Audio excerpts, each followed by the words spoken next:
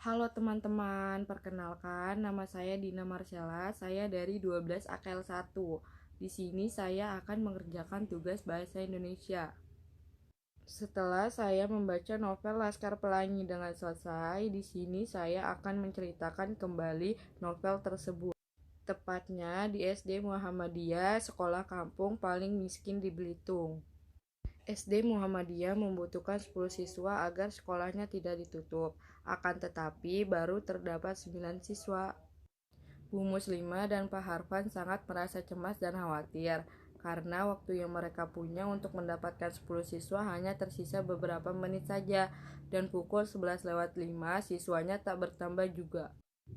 Pak Harfan sudah bersiap-siap untuk menyampaikan pidato perpisahan kepada orang tua murid. Namun ketika akan mengucapkan Assalamualaikum, seluruh hadirin terperanjat kaget karena Trapani menunjuk ke arah lapangan rumput dan berteriak memanggil nama Harun. Mereka serentak menoleh ke arah yang ditunjuk oleh Trapani dan tampaklah seorang laki-laki yang berjalan terseok-seok bersama dengan seorang wanita gemuk yang menggandeng tangannya. Wanita tersebut adalah ibunya.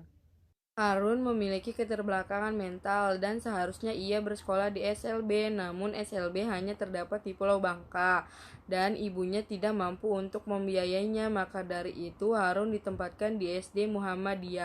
Semua siswa telah masuk ke dalam kelas dan mendapatkan teman serta kursinya masing-masing.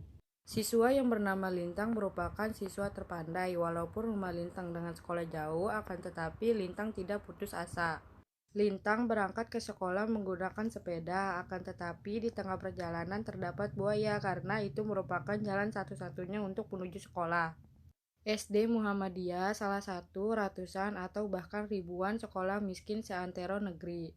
Sebagian siswa ke sekolah hanya menggunakan sendal, bahkan SD Muhammadiyah tidak mempunyai seragam.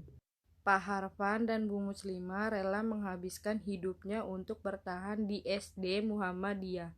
Pak Harfan mengajarkan tentang keteguhan pendirian, ketekunan, dan keinginan untuk mencapai cita-cita. Pak Harfan meyakinkan hidup bisa bahagia dalam keterbatasan jika dimaknai dengan keikhlasan berkorban untuk sesama. Bu Muslimah selalu berkata, sholatlah tepat waktu biar dapat pahala banyak. Laksana The Tower of Babel, yaitu Menara Babel, metafora tangga menuju surga yang ditegakkan bangsa Babilonia sebagai lambang kemakmuran 5.600 tahun lalu yang berdiri di antara Sungai Tigris dan Euphrates di tanah yang sekarang disebut sebagai Irak Timah. Pada suatu ketika datanglah anak yang bernama Flo, seorang anak kaya yang berasal dari sekolah PN Timah. Ia masuk di dalam kehidupan Laskar Pelangi. Bu Muslimah marah karena nilai-nilai mereka banyak mengalami penurunan.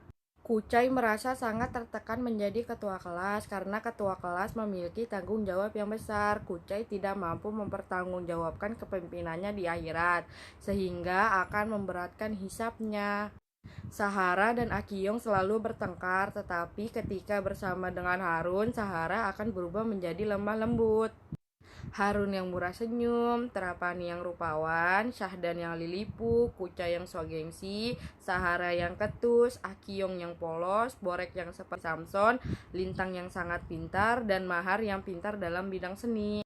Jika musim hujan tiba, mereka tidak sabar menunggu kehadiran lukisan langit yang sangat menakjubkan.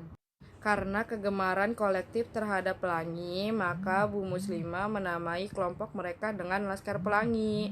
Syahdan berpura-pura meninggal dengan membukukan dirinya dan menahan napasnya, sehingga membuat teman-temannya merasa cemas, ketakutan, dan sedih. Teman-temannya membalas perbuatan Syahdan dengan menyeburkan Syahdan ke dalam parit kotor. Begitu banyak kegiatan yang mereka rencanakan setiap bulan Agustus, antara lain berkemah. Ketika anak-anak SMP PN berekreasi mengunjungi kebun binatang dan museum di Tanjung Pandan, sedangkan SMP Muhammadiyah pergi ke pantai Pangkalan Punai yang jauhnya kira-kira 60 km yang ditempuh dengan menggunakan sepeda. Mahar merasa kecewa karena karyanya dianggap tidak jujur, sehingga menyerahkan tugas karyanya kepada Bu Muslimah dengan terlambat. Maka dari itu, nilai Mahar agak sedikit berkurang. Mereka akan menampilkan sebuah tarian spektakuler yang sebelumnya tidak pernah ditampilkan.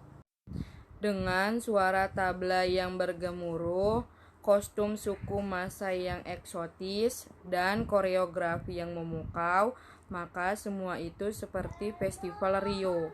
Mereka merasakan panas pada bagian dada, wajah, dan telinga.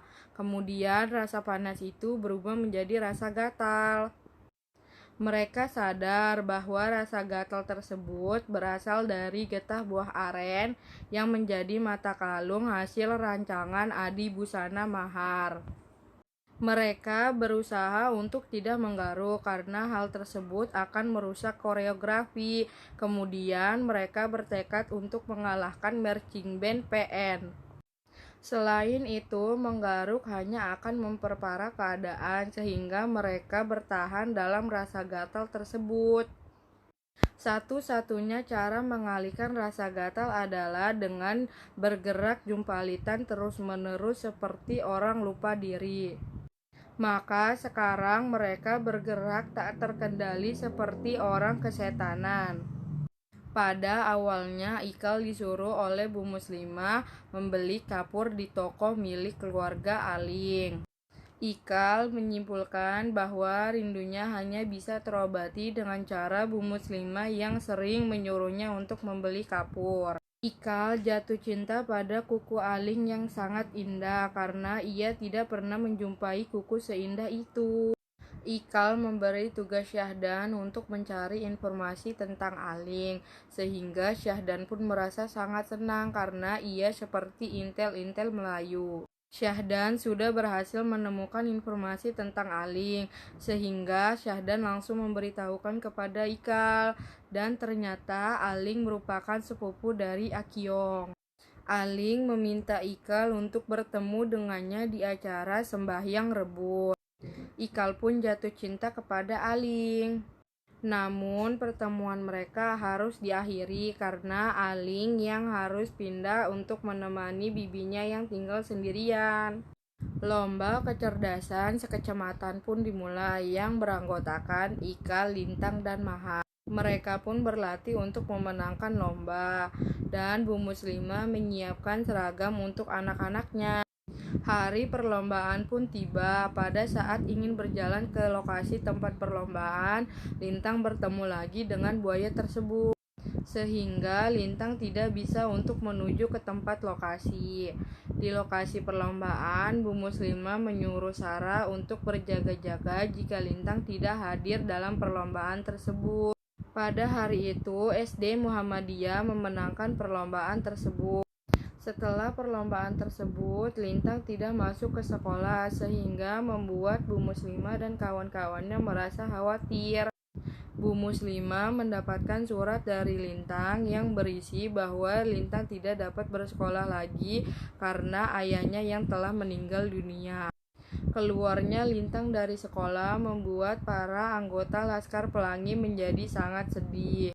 Beberapa tahun kemudian, setelah mereka beranjak dewasa, mereka banyak sekali mendapat pengalaman sekaligus cerita berharga di SD Muhammadiyah.